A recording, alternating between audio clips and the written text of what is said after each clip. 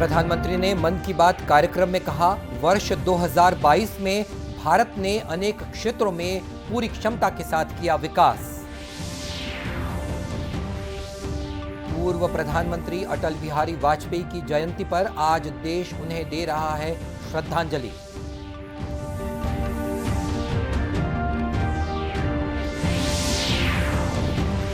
दुर्ग जिले के दैमार में आयोजित गुरु घासीदास जयंती कार्यक्रम में शामिल हुए मुख्यमंत्री। कहा कि प्रदेश में सभी समुदायों के विकास के लिए हो रहे हैं प्रयास। और दुनिया भर में उल्लास के साथ मनाया जा रहा है प्रभु यीशु के जन्मदिन का त्योहार क्रिसमस। जशपुर के ऐतिहासिक चर्च में किया गया है विशेष आयोजन।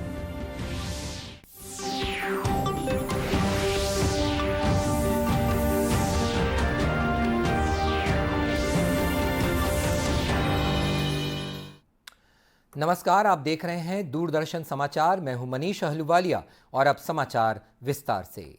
प्रधानमंत्री नरेंद्र मोदी ने कहा है कि भारत ने वर्ष 2022 में अनेक क्षेत्रों में पूरी क्षमता के साथ कार्य किया है। इस दौरान कोरोना से निपटने के लिए 220 करोड़ रुपए से ज्यादा के टीके लगाने का कीर्तिमान भी बनाया गया। आज आकाशवाणी से प्रसारित मन की बात कार्यक्रम में प्रधानमंत्री ने इस बात पर संतोष जताया कि वर्ष 2022 में कोरोना महामारी से निपटने के लिए केंद्र और राज्य सरकारों के अलावा अन्य सभी संस्थानों ने भी मिलजुल कर कार्य किया है। ये पूरी दुनिया के लिए एक मिसाल भी रही। श्री मोदी ने कहा कि इस वर्ष की कुछ बड़ी सफलताओं ने विश्व भर में भारत को विशेष स्थान दिलाया।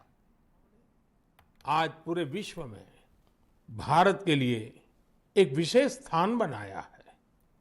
2022 यानी भारत द्वारा दुनिया की 5वीं सबसे बड़ी अर्थव्यवस्था का मुकाम हासिल करना। 2022 यानी भारत द्वारा 220 करोड़ वैक्सीन का अविश्वसनीय आंकड़ा पार करने का रिकॉर्ड। 2022 यानी भारत द्वारा निर्यात का 400 बिलियन डॉलर का जादुई आंकड़ा पार कर जाना। 2022 यानी देश के जन जन द्वारा आत्मनिर्भर भारत के संकल्प को अपनाना, जी कर दिखाना। 2022 यानी भारत के पहले स्वदेशी एयरक्राफ्ट कैरियर आईएनएस विक्रांत का स्वागत।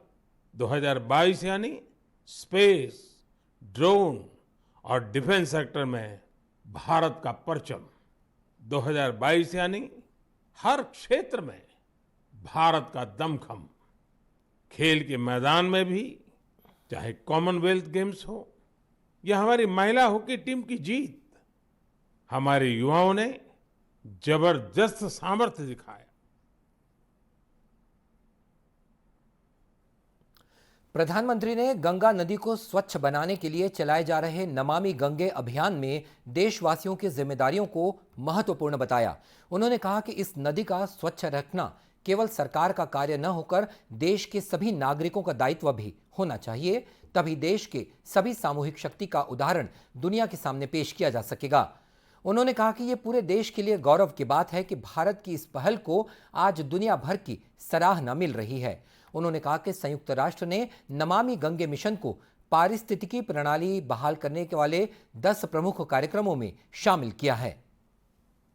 हम सबकी बहुत बड़ी जिम्मेदारी है। इसी उद्देश्य के साथ 8 साल पहले हमने नमामि गंगे अभियान की शुरुआत की थी। हम सभी के लिए गौरव की बात है कि भारत की इस पहल को आज दुनिया भर की सराहना मिल रही है। यूनाइटेड नेशंस ने नमामि गंगे मिशन को इकोसिस्टम को रिस्टोर करने वाली दुनिया के टॉप 10 इनिशिएटिव में शामिल किया है। प्रधानमंत्री ने कहा कि देश में पर्यावरण संरक्षण के लिए सबको सम्मिलित रूप से प्रयास करने की आवश्यकता है। इसी कड़ी में उन्होंने सिक्किम के थेगू गांव के निवासी संगे शेरपा का उदाहरण दिया, जो पिछले 14 वर्षों से 12,000 फीट से भी ज्यादा ऊंचाई पर पर्यावरण संरक्षण के कार्य में जुटे हुए हैं। श्री मोदी ने कहा कि ऐसे प्रयास देश के विभिन्न भागों में करने की भी आवश्यकता है। पूर्व प्रधानमंत्री अटल बिहारी वाजपेयी की 98वीं जयंती पर आज राष्ट्रपति द्रौपदी मुर्मू, उपराष्ट्रपति जगदीप धनखड़ और प्रधानमंत्री नरेंद्र मोदी ने उनकी समाधि सदैव अटल पर जाकर दिवंगत नेता को पुष्पांजलि अर्पित की। इस अवसर पर रक्षा मंत्री राजनाथ सिंह, गृह मंत्री अमित शाह, भारतीय जनता पार्टी अध्यक्ष जगत प्रकाश नड्डा और अन्य नेताओं ने भी पूर्व प्रधानमंत्री को पुष्पांजलि अर्पित की। मध्य प्रदेश के ग्वालियर में जन्म हुआ था अटल बिहारी वाजपेयी का। अगर आज वो होते तो 98 वर्ष के होते। खैर, अटल बिहारी वाजपेयी जैसा विशाल व्यक्तित्व उम्र के नंबरों से कहीं परे और विराट है। उनका राजनीतिक सफर 4 दशक से ज्यादा का रहा। नेतृत्व क्षमता ऐसी जिसमें भाजपा ने 2 लोकसभा सीटों से शुरुआत कर केंद्रीय सत्ता हासिल की। साल 1984 में भाजपा को लोकसभा में 2 सीट ही हासिल हुई थी, जिसमें अटल बिहारी वाजपेयी ग्वालियर सीट से खुद चुनाव हार गए थे।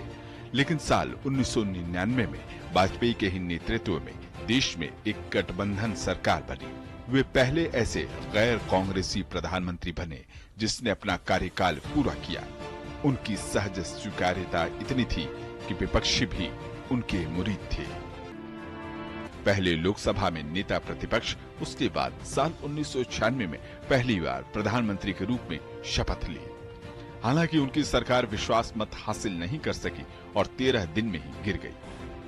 उसके बाद साल 1998 में उन्होंने एक बार फिर सरकार का गठन किया, लेकिन आपसी खींचातान और गठबंधन की राजनीति की उठापटक में ये सरकार 13 महीने का कार्यकाल ही पूरा कर सकी। साल 1999 सितंबर-अक्टूबर में मध्यावधि चुनाव हुए और तीसरी बार वाजपेयी ने प्रधानमंत्री के रूप में शपथ ली। मैं अटल बिहारी वाजपेयी ईश्वर की शपथ लेता हूँ। उन्होंने इस बार साल 2004 तक का न सिर्फ कार्यकाल पूरा किया, बल्कि इस दौरान उन्होंने दिखा दिया कि जोड़ तोड़ की राजनीति के बीच लोकतंत्र की मर्यादाएं और नैतिकता को बनाए रखा जा सकता है। इससे पहले प्रधानमंत्री मोदी ने एक ट्वीट संदेश में अटल जी की जयंती पर उन्हें श्रद्धांजलि अर्पित की। उन्होंने कहा कि देश के लिए उनके योगदान को कभी भुलाया नहीं जा सकता और उनके नेतृत्व तथा दृष्टिकोण ने लाखों लोगों को प्रेरित किया है। देश के अन्य राज्यों की तरह छत्तीसगढ़ में भी पूर्व प्रधानमंत्री अटल बिहारी वाजपेयी को श्रद्धांजलि देने के लिए विभिन्न कार्यक्रमों का आयोजन किया गया। मुख्यमंत्री भूपेश बघेल ने कहा है कि छत्तीसगढ़ में हमेशा से ही सामाजिक सद्भाव रहा है। उन्होंने कहा कि संत कबीर की परंपरा को आगे बढ़ाने वाले बाबा गुरु घासीदास ने सभी मनुष्यों को एक समान बताकर पूरी दुनिया को भाईचारे का संदेश दिया। दुर्ग जिले के दैमार गांव में गुरु घासीदास जयंती कार्यक्रम को संबोधित करते हुए मुख्यमंत्री ने कहा कि उनकी सरकार प्रदेश के संत महात्माओं के बताए हुए मार्ग पर चलते हुए सभी समुदायों के विकास का कार्य कर रही है। मुख्यमंत्री ने कहा कि प्रदेश में कृषि, शिक्षा, रोजगार और स्वास्थ्य सहित सभी क्षेत्रों में विकास के अनेक कार्य किए जा रहे हैं। उन्होंने कहा कि राज्य निर्माण के बाद छत्तीसगढ़ में विकास की नई ऊंचाई को स्पर्श किया गया है। यही वजह है कि आज देश के तेजी से विकास करने वाले राज्यों में छत्तीसगढ़ का नाम प्रमुखता से लिया जाता है। उन्होंने कहा कि शिक्षा के क्षेत्र में राज्य ने विशेष पहचान बनाई है। यहाँ नए चिकित्सा महाविद्यालय विभिन्न जिलों में खोले जा रहे हैं। इसी तरह स्वामी आत्मानंद स्कूल की श्रृंखला भी पूरे प्रदेश में शुरू की गई है। कबीर जी, गुरु नानक देव और हमारे छत्तीसगढ़ में जिन महापुरुष जिन जन्म ली थे बहुत सम्मान के साथ हमन गुरु घासीदास कही था, जिन्हा सत्यली ईश्वर मानिस, जिन ये बताइस कि मनखे मनखे एक समान है। मुख्यमंत्री ने कहा कि गुरु घासीदास ने भी मनुष्य के विकास के लिए सामाजिक कुरीतियों को दूर करने की बात कही थी। आज उनके सिद्धांतों को हम नए सिरे से आत्मसात करने की आवश्यकता है। कार्यक्रम में प्रदेश के पूर्व विधायक प्रदीप चौबे सहित स्थानीय जनप्रतिनिधि भी उपस्थित थे। केंद्रीय स्वास्थ्य मंत्रालय ने सभी राज्यों और केंद्र शासित प्रदेशों से देश के सभी स्वास्थ्य केंद्रों पर उपलब्ध सुविधाओं का जायजा लेने के लिए पूर्वाभ्यास करने को पत्र लिखा है। सभी राज्यों और केंद्र शासित प्रदेशों के स्वास्थ्य सचिवों को लिखे गए पत्र में केंद्रीय स्वास्थ्य सचिव राजेश भूषण ने कहा है कि इस अभ्यास का उद्देश्य कोविड प्रबंधन में तैयारियों को सुनिश्चित करना है। उन्होंने कहा कि इस दौरान स्वास्थ्य सुविधाओं की उपलब्धता और बिस्तरों की क्षमता के अलावा अस्पतालों में उपलब्ध चिकित्सा स्टाफ का अवलोकन भी किया जाना चाहिए। स्वास्थ्य सचिव ने यह भी कहा कि सभी अस्पतालों और स्वास्थ्य केंद्रों में आधुनिक एम्बुलेंस और वेंटिलेटर सहित इलाज के अन्य साधनों की उपलब्धता पर विशेष ध्यान दिया जाए। पत्र में लिखा गया है कि यह पूर्वाभ्यास जिलाधिकारी और स्वास्थ्य विभाग के अधिकारियों के परामर्श से किया जाना चाहिए। केंद्र सरकार द्वारा भेजे गए इस पत्र के अनुपालन में प्रदेश के सभी जिला कलेक्टरों ने अपने अपने क्षेत्र में आज स्वास्थ्य सुविधाओं को लेकर पूर्वाभ्यास किया। इस मौके पर कलेक्टरों ने अपने जिले में उपलब्ध स्वास्थ्य सुविधाओं की समीक्षा भी की। इस बीच छत्तीसगढ़ में पिछले 24 घंटों के दौरान 1100 से अधिक सैंपल्स की जांच की गई है, जिनमें एक भी कोरोना संक्रमित नहीं पाया गया। इस समय प्रदेश के 26 जिलों में कोरोना का एक भी मरीज मौजूद नहीं है। वहीं प्रदेश में केवल 7 मरीजों का इलाज चल रहा है, जिनमें से 6 मरीज रायपुर जिले में और 1 मरीज दुर्ग जिले में है। कांकेर के स्नातकोत्तर महाविद्यालय में आज सुबह ड्यूटी पर तैनात आरक्षक ने अपने प्रधान आरक्षक को गोली मारकर उसकी हत्या कर दी। पुलिस द्वारा हत्या के कारणों का पता लगाया जा रहा है। घटना के बाद आरोपी आरक्षक को कांकेर कोतवाली लाया गया, जहां कांकेर के डीआईजी बालाजी राव और पुलिस अधीक्षक शलभ सिन्हा ने उससे पूछताछ की। पुलिस अधीक्षक ने बताया कि आरोपी की मनः स्थिति को समझने का प्रयास किया जा रहा है। सूचना मिली कि एक आरक्षक ने प्रधान आरक्षक के ऊपर गोली चलाई है और लगातार गोलीबारी कर रहा है। सूचना मिलने पर जो हमारी कोतवाली थाना की टीम पहुंची वहाँ पे और हम लोग भी सब वहाँ पहुँचे और गोलीबारी जब थोड़ी सी थमी उसके द्वारा तो फिर हम लोगों ने उससे बातचीत करने का प्रयास किया, फ़ोन के द्वारा कॉन्टैक्ट किया, थोड़ी काउंसलिंग की और फिर धीरे से उसको अपनी कस्टडी में ले लिया। गौरतलब है कि कांकेर जिले में त्रिस्तरीय पंचायत उपचुनाव होने वाले हैं। इसी सिलसिले में स्थानीय कॉलेज में स्ट्रांग रूम बनाया गया है, जहां सुरक्षा के लिए जवानों को तैनात किया गया है। प्रभु यीशु मसीह का जन्मदिन आज दुनिया भर में क्रिसमस के रूप में मनाया जा रहा है। राष्ट्रपति द्रौपदी मुर्मू, प्रधानमंत्री नरेंद्र मोदी सहित देश के विभिन्न नेताओं ने क्रिसमस के अवसर पर लोगों को बधाई दी है। अपने संदेश में श्री मोदी ने कहा कि क्रिसमस का ये विशेष दिन समाज में सद्भाव और उल्लास की भावना को प्रदर्शित करता है। प्रदेश की राज्यपाल अनुसुईया उइके और मुख्यमंत्री भूपेश बघेल ने भी क्रिसमस के अवसर पर प्रदेशवासियों को हार्दिक बधाई और शुभकामनाएं दी हैं। राजधानी रायपुर के बैरन बाजार स्थित सेंट जोसेफ चर्च सहित अन्य गिरजाघरों में आज सुबह से ही प्रार्थना सभाओं का आयोजन किया गया। उधर जशपुर जिले में इस बार विशेष उत्साह देखा जा रहा है। जिले के कुनकुरी में निर्मित एशिया के दूसरे सबसे बड़े चर्च में दूर दूर से श्रद्धालु पहुंच रहे हैं। पिछले 2 वर्षों में कोरोना के कारण लोगों को घर पर ही रहकर त्योहार मनाना पड़ा था, लेकिन इस बार कोरोना की स्थिति नियंत्रित होने के कारण लोग बड़ी संख्या में चर्च आ रहे हैं।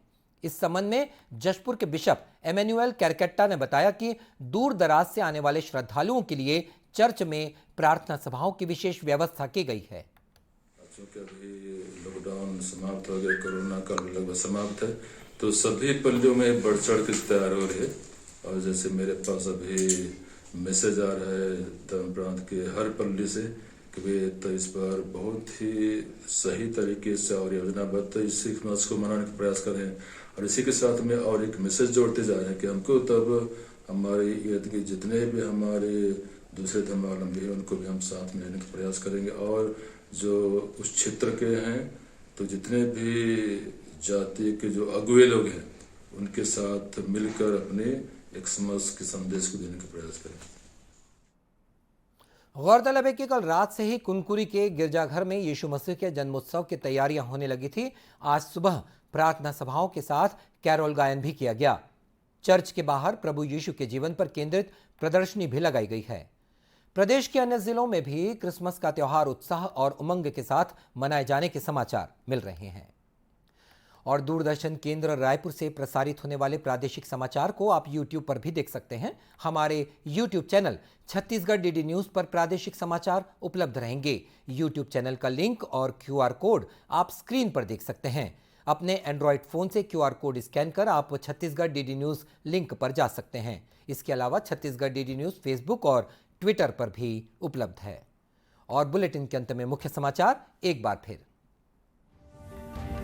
प्रधानमंत्री ने मन की बात कार्यक्रम में कहा, वर्ष 2022 में भारत ने अनेक क्षेत्रों में पूरी क्षमता के साथ किया विकास।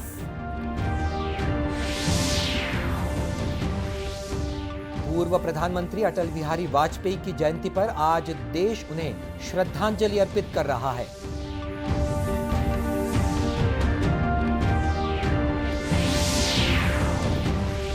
दुर्ग जिले के दैमार में आयोजित गुरु घासीदास जयंती कार्यक्रम में शामिल हुए मुख्यमंत्री, कहा कि प्रदेश में सभी समुदायों के विकास के लिए हो रहे हैं प्रयास।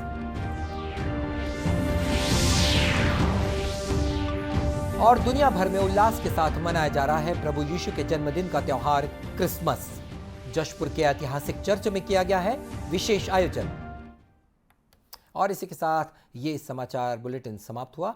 आप सभी को क्रिसमस की शुभकामनाएं। नमस्कार।